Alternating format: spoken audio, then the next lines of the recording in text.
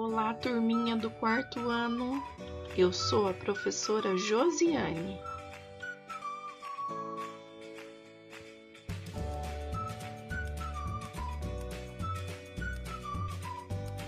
Na aula de hoje, vamos rever alguns conteúdos já estudados. Vamos começar pelos gêneros textuais. Gênero textual diário. O diário conta fatos do cotidiano ou impressões que o autor teve sobre o seu determinado dia. Geralmente é o autor quem lê o diário, que costuma ser escrito em primeira pessoa. Gênero textual carta. A carta envolve um remetente e um destinatário. É costume colocar local e data e iniciar com uma saudação. O assunto é livre, pois geralmente depende do que você deseja comunicar. O tamanho do escrito deve ser médio ou longo. Gênero textual bilhete. O bilhete tem como principal função informar alguém sobre alguma coisa. A linguagem é breve, colocando o nome do destinatário e do emissor. Gênero textual conto de fada. O conto de fada é uma história fictícia que traz elementos ou criaturas mágicas. É comum o uso de príncipes e princesas. Gênero textual e-mail. O e-mail ou correio eletrônico é um gênero eletrônico escrito, cujas características lembram de bilhetes e cartas, embora possam transmitir qualquer mensagem.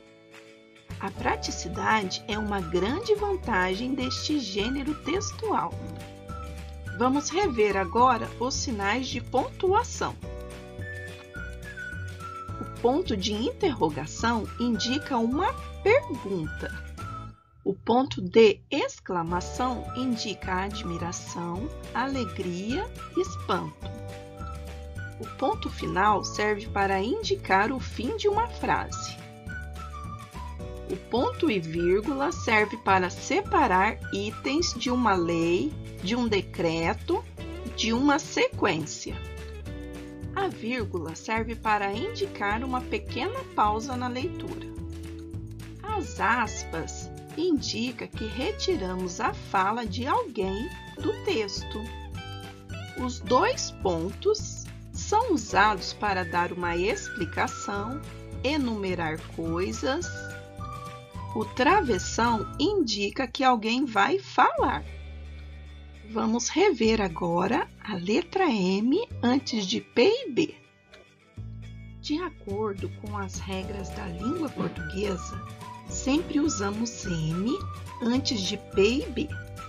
Então, para não esquecer, só M antes de P e B vou escrever. Já a letra M usamos antes de todas as outras consoantes.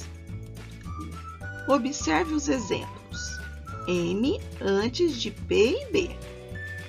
E N antes das outras consoantes. Vamos rever agora a classificação das palavras quanto à sílaba tônica em oxítona, paroxítona e proparoxítona. As palavras são oxítonas quando a última sílaba da palavra é a sílaba tônica, ou seja, a sílaba forte. Observe os exemplos.